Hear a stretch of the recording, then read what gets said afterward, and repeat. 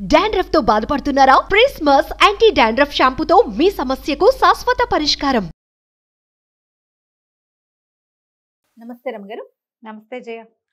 రమగారు, సాధారణంగా ఉద్యోగాలు చేసినా వ్యాపారాలు చేసినా ఏం ఆలోచిస్తామంటే డబ్బు. ఎవరు ఏది చేసినా దానికోసమే కదండి. ఫ్యామిలీకి కొంత టైం ఇవ్వలేకపోతున్నాము. పీక్స్లో ఉన్నప్పుడు నిజంగా ఫ్యామిలీకి టైం ఇవ్వలేకపోతాం. లేదు ఫ్యామిలీకి ఇస్తున్నాం అనుకోండి, కెరీర్ మీద అంతగా కాన్సన్ట్రేట్ చేయలేకపోతాం. రెండు బ్యాలెన్స్ చేసుకోవాలంటే చాలా కష్టపడాలి, చాలా ఓర్పు నేర్పు ఉండాలి. ఎక్కడికక్కడ దేనికి దాన్ని సరిపెట్టుకుంటూ సరి చేసుకుంటూ ముందుకెళ్ళాలి. అవునా కాదంటారా? కాకపోతే ఏది ఇంపార్టెంట్ అనేది ఎప్పుడు ఆలోచించుకోవాలి.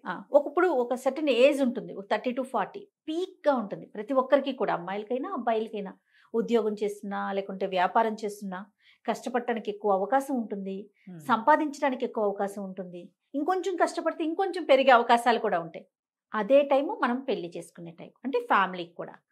దీన్ని బ్యాలెన్స్ చేయాలా, దాన్ని బ్యాలెన్స్ చేయాలా, భలే ఇబ్బంది పడిపోతూ ఉంటారండి కెరీర్లో ముందుకెళ్లే వాళ్ళు. ఒక్కోసారి అది క్లిక్ అవుతుంది, ఒకసారి ఇది క్లిక్ అవుతుంది. అవును అవును, అందరికీ ఒకటే క్లిక్ అవుతుందని అసలు చెప్పలేము మనం. అస్సలు చెప్పలేమండి, చెప్పలేము. Family సపోర్ట్ దాని మీద కావాలి. కాన్సన్ట్రేట్ చేయి అన్నావా ఇది తన్నేస్తుంది. కెరీరే ఇంపార్టెంట్ అంటే చివరికి లేట్ ఏజ్లో పెళ్ళిళ్ళు పిల్లలు అసలు అవి కూడా లేకపోవటం. అప్పుడేమనిపిస్తుంది, కెరీర్ ఉండి ఫ్యామిలీ లైఫ్ లేకపోతే ఉపయోగం ఏంటి అనిపిస్తుంది కదా. ఓ పాత కథ ఉంది దీని మీద.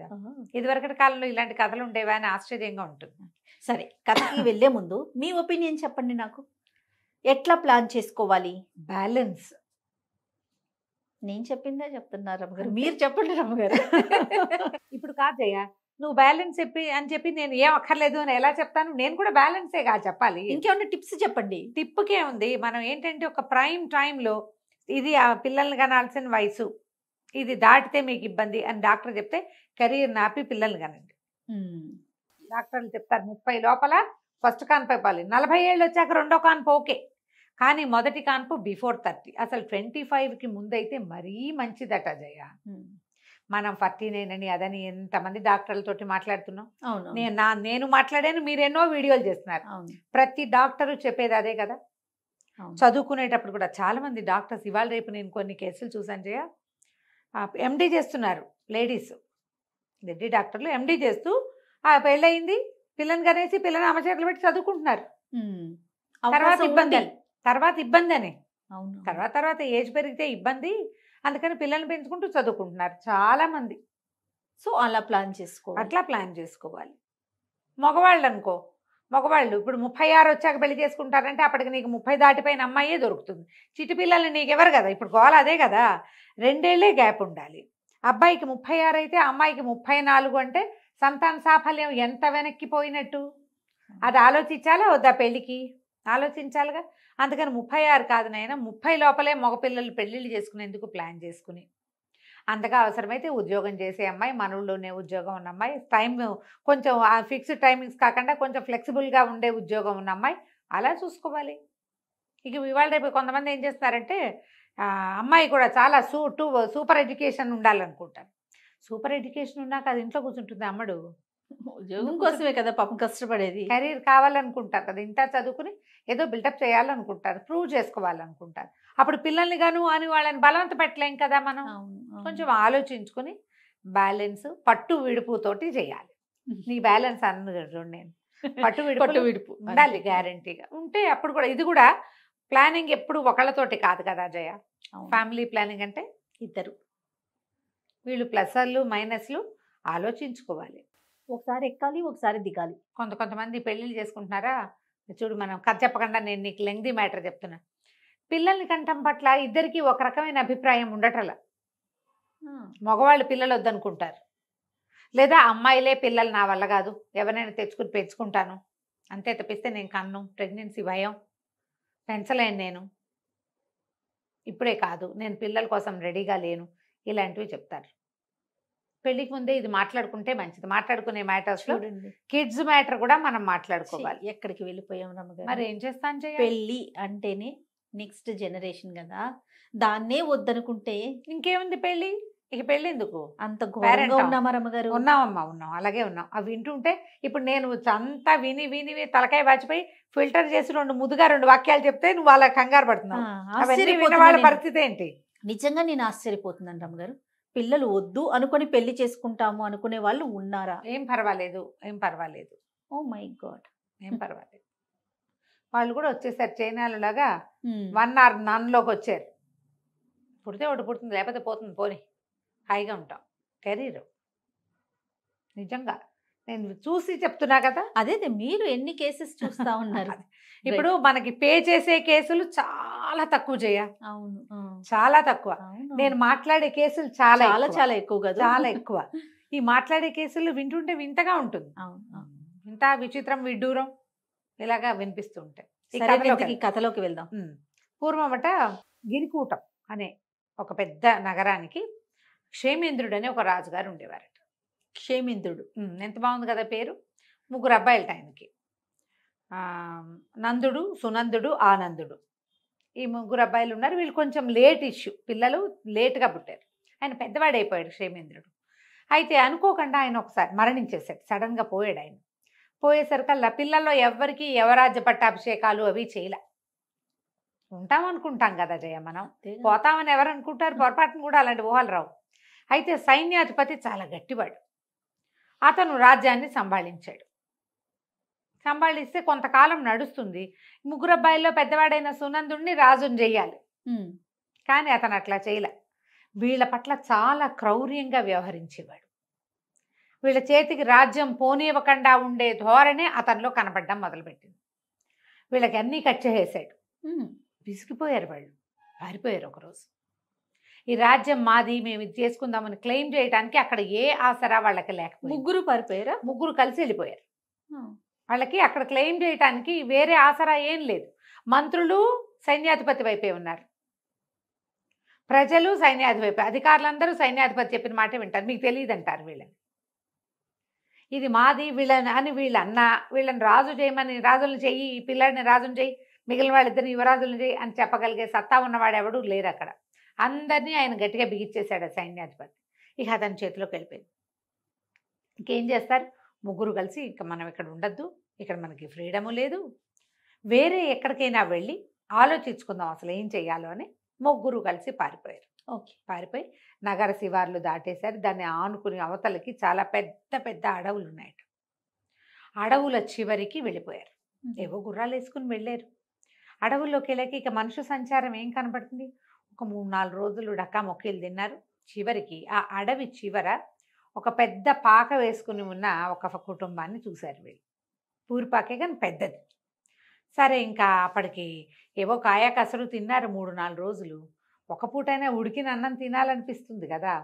సరే, ఆ ఇంటి వాళ్ళు ఎవరున్నారో చూద్దామని ఆ ఇంటికి వెళ్ళారు. వెళ్ళేసరికి ఆ ఇంట్లో ఒక ముసలాయన కూతురు ఉన్నారు. కూతురు పేరు ఇందుమతి, ఒక 16-15 ఏళ్ళ పిల్ల. సరే, ఆ ముసలాయన వీళ్ళని చూసి ఎవరో రాజకుమారులాగా ఉన్నారని, రండి బాబు, ఎన్నాళ్ళు అయింది ఈ దారిని ఎవరైనా మనుషులు వచ్చి, మేమేమి ఉంటున్నాం, ఏవో మేకల్ని వాటిని కాసుకుంటాం, మా దారిని మేము ఉంటున్నాం, చిన్న పంట ఏదో పండించుకుంటున్నామని వీళ్ళకి చక్కగా అన్నము అవి పెట్టించాడు. అన్నాలు తిన్నారు, చక్కగా ప్రశాంతంగా కూర్చున్నారు. కూర్చున్నాక 3 మాట్లాడుకోవటం మొదలు. ఇప్పుడు ఏం చెయ్యాలి? మాట్లాడుకుంటుంటే పెద్దవాడు అన్నాడు, చాలా సైన్యం కావాలరా, ఇది కంట్రోల్ చేయాలంటే వీటిని మనం సైన్యాన్ని సంపాదించాలి. మొదట జనాన్ని కూడగట్టాలి. ఎంత సైన్యం ఉంటే అంత మంచిది మనకి. అప్పుడు సైన్యంతో సహా విరుచుకుపడి మన రాజ్యాన్ని మనం లాక్కోవచ్చు. బాగుంది కదా. అక్కడి నుంచి 2వ వాడు అన్నాడు, నందుడు, కాదు సైన్యం కాదు, డబ్బు కావాలి. వాళ్ళందరినీ వాడు అధికారంతో కొనేశాడు, మనం డబ్బుతో కొనాలి. డబ్బు బాగా సంపాదించుకురావాలి, డబ్బే ముఖ్యం. ఈ మొత్తం సమాజం అంతా మన చేతిలోకి రావాలంటే అడిగిన వాడికి అడగని వాడికి డబ్బుతో కొట్టేయాలి వాడిని. ఇది కూడా పాయింట్.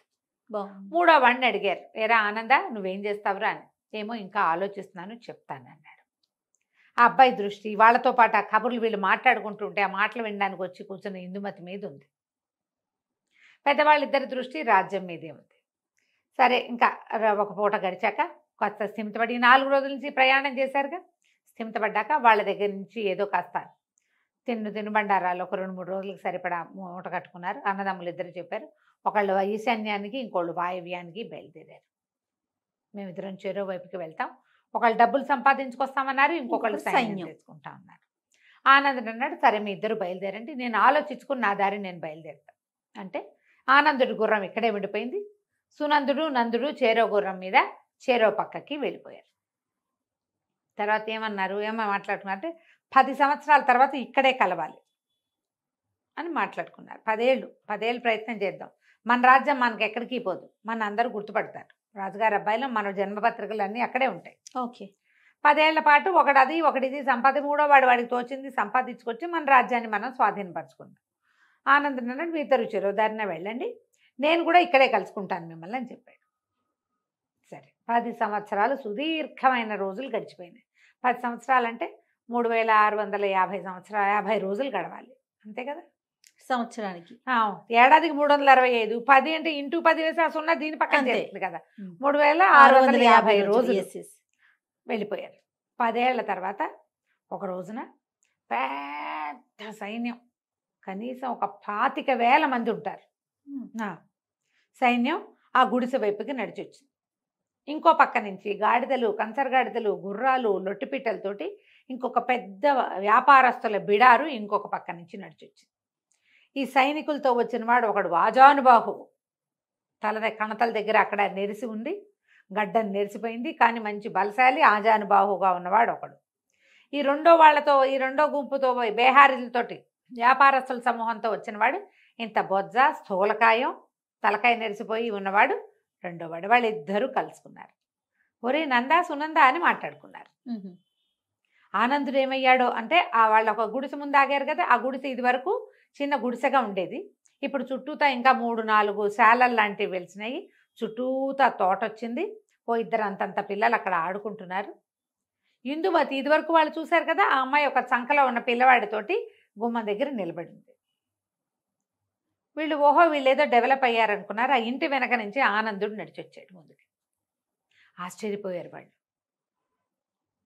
ఏమిట్రా నువ్వు ఇక్కడే ఉన్నావా, ఇదే నువ్వేం చేసావు అని మాట్లాడుకున్నాక పెద్దవాడు ఏం చెప్పాడంటే 25,000 మంది సైన్యాన్ని పూచుకొచ్చాను నేను, మనం ఉత్తరాలు రాస్తే 5వ రోజుకి ఇంకో 25,000 మంది సిద్ధంగా ఉంటారు, ఈ సైన్యం అంతా మంది, దీంతో విరుచుకు పడిపోవటమే వాడి మీద అనగానే రెండో వాడు చెప్పాడు 25 లక్షల దినారాలు కూడబెట్టాను నేను.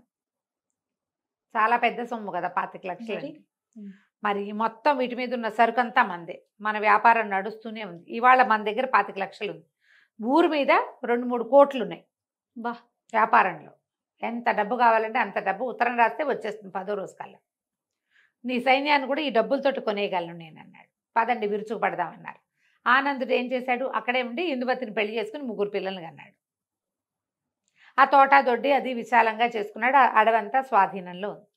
అప్పుడు ఆనందుడు ఏం చెప్పాడంటే, అంత కంగారేం లేదు, మీరిద్దరూ వెళ్ళిపోయినటువంటి 3-4 సంవత్సరాలకి గిరిపురం అది ఉంది కదా, అక్కడి నుంచి మనకు ఉత్తరం వచ్చింది, సైన్యాధిపతి మరణించాడని, రాజ్యం అరాచకంగా ఉందని, వచ్చి స్వాధీనపరచుకోమని రాశారు. రాస్తే నేను మళ్ళీ ఉత్తరం పంపించాను, మధ్యలో వెళ్ళి చూసొస్తున్నాను, నా భార్య పిల్లలు ఇక్కడే ఉన్నారు, మీకోసం నేను ఇక్కడ ఉన్నాను, మీరు వచ్చాక 3 వెళ్తే 3 పనులు సంభాళించుకోవచ్చు. పెద్దవాడు రాజు అవుతాడు, రెండోవాడు సైన్యాధిపతి అవుతాడు, 3వవాడు మంత్రి అవుతాడు అని చెప్పాడు. పెద్దవాళ్ళిద్దరు మొహమొహాలు చూసుకున్నారు. చేయవలసిన పని చేశాడు కదా వీడు, వాడికి అందరికంటే చిన్నవాడైనా చక్కగా భార్య, ఇద్దరు ఇంతంత చేతికొచ్చిన మగపిల్లలు, ఓ చంటి పిల్ల, 3 సంతానం, యువరాజు కావడానికి రెడీగా ఉన్న పిల్లవాడు ఉన్నాడు వాళ్ళ ఇంట్లో. ఈ పెద్దవాళ్ళు ఇద్దరు, వీడికంటే 5-4 ఏళ్ళు పెద్దవాళ్ళు, తలకాయలు నేర్చిపోయినాయి, గడ్డాలు నేర్చిపోయినాయి, స్థూలకాయాలు వచ్చినాయి, ఇప్పుడు వివాహాలు లేవు, ఇక కావు. చేయవలసిన పని ఏమిటి మొదట, అది వాడు చేసేసాడు. సరే ఏమనుకున్నారు, ఇంకేముంది మనం రాజ్యం చూసుకుని ఆనందుడు కొడుకుని రాజుని చేసుకుందాం, మెల్లిగా కొంచెం పెద్దవాడిని చేసుకుని అనుకుని ఆనందుడిని కుటుంబంతో సహా తీసుకుపోయి వాళ్ళ సొంత ఊరుకు వెళ్ళి రాజ్యాన్ని స్వాధీనం చేసుకున్నారు. ఇప్పుడు సంపాదన, సైన్య సమీకరణ, సంసారమా, కరెక్ట్ ఏజ్లో చేయవలసింది వీళ్ళిద్దరూ, ఇవి 2 చేసేసారు. అవును, ఇది ఎప్పుడు చేస్తారు, ఇక దానికి టైం లేదుగా.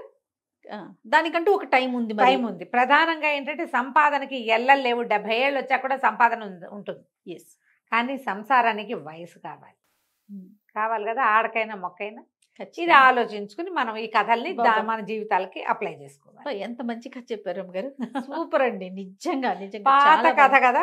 ఇప్పుడు Excellent. మనం చేస్తున్న రకరకాల వ్యవహారాలకి దాన్ని అటాచ్ చేసుకోవాలి. సెటిల్ అవ్వాలి, ఇల్లు కొనాలి, కారు కొనాలి, అదేదో కావాలి. ఆ తర్వాత కంటానంటే ఆ తర్వాత కౌంట్ ఉండదు, ఆడవాళ్ళకి అవకాశం ఉండదు.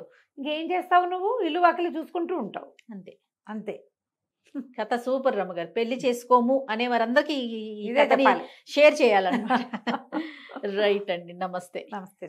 సుమన్ టీవీలో మీ పర్సనల్ అండ్ బిజినెస్ ప్రమోషన్స్ కోసం కింది నెంబర్కి కాంటాక్ట్ చేయండి.